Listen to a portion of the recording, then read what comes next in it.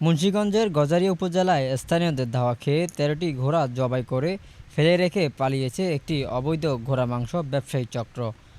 ঘটনাস্থল থেকে জবাইয়ের জন্য আনা একটি জীবিত ঘোড়াও উদ্ধার করেছেন এলাকাবাসী। বুধবার ভোরে উপজেলা আনারপুরা বাসস্ট্যান্ড সংলগ্ন পল্লী বিদ্যুৎ সাবস্টেশনের পেছনে একটি পরিত্যক্ত ঘর থেকে এসব ঘোড়া উদ্ধার করা হয়।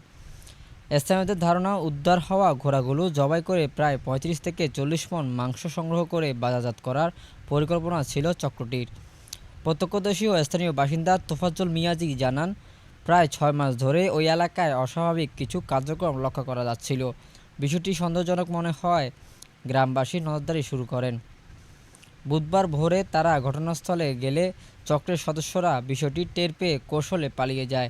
এ সময় তিতাস ও রাজীব নামের দুজনকে তারা শনাক্ত করতে পেরেছেন বলে জানান তিনি। আরেক প্রত্যক্ষদর্শী নাজমুল হোসেন বলেন, প্রতি রবিবার ও বুধবার গভীর রাতে পরিত্যক্ত ঘরটির সামনে অজ্ঞাত গাড়ি আসতে দেখা যেত। সকালে সেখানে রক্ত ও পশুর হাড় পড়ে থাকতে দেখা যেত। অনুসন্ধানে জানা যায়, চক্রটি ঘোড়া জবাই করে সেই মাংস গরু মাংস হিসেবে বিভিন্ন হোটেলে সরবরাহ করত। পরে চামড়া, হাড় ও নাড়িভুড়ি গর্ত করে পুঁতে ফেলে প্রমাণ নষ্ট করার চেষ্টা করত। উপজেলার প্রাণী সম্পদ কর্মকর্তা রিগান মোল্লা বলেন, ঘটনার খবর পেয়ে পুলিশ ও উপজেলা নির্বাহী কর্মকর্তাকে অবহিত করা হয়েছে। ঘটনাস্থলে ১৩টি জবাইকৃত ঘোড়া ও একটি অসুস্থ জীবিত ঘোড়া পাওয়া যায়। জীবিত ঘোড়াটিকে চিকিৎসা দিয়ে একজনের হেফাজতে রাখা হয়েছে। গজারিয়া থানার officer in charge OC Mohammad Hasan Ali জানান, খবর পেয়ে পুলিশ ঘটনাস্থলে পৌঁছায়, তবে পুলিশের আগেই অভিযুক্তরা পালিয়ে যায়। বিষয়টি গুরুত্বের সঙ্গে তদন্ত করা হচ্ছে।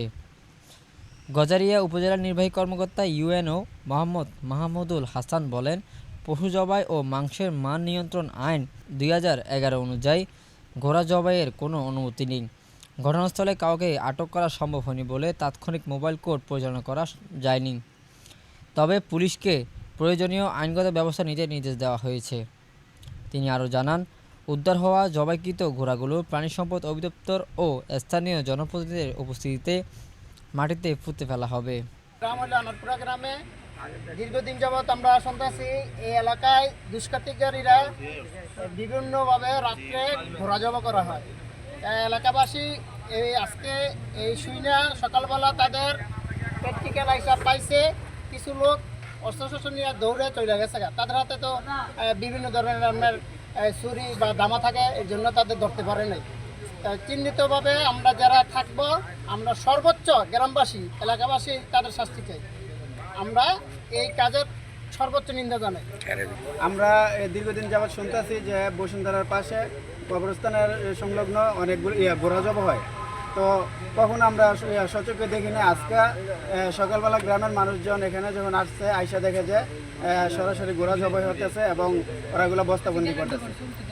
টের পাইয়া ওরা এক একজন এক একদিকে অস্ত্র নিয়ে পালাই গেছে এবং এই মোবাইল সহ ওরা বিভিন্ন জিনিসপত্র এখানে ফালাই রেখে গেছে। আমরা আইসা দেখছি, পুলিশ আসছে। পুলিশ প্রশাসনের কাছে আমরা সর্বোচ্চ এর বিচার চাই এবং ভবিষ্যতে যেন আমাদের গজারিয়া তথা সারা বাংলাদেশ এরকম জঘন্য কাজ না হয়, তার আমরা সঠিক বিচার চাই। মুন্সিগঞ্জ থেকে আনিসুর রহমান রলিনের পাঠানো তথ্যচিত্রে PIB ৭১ টিভি।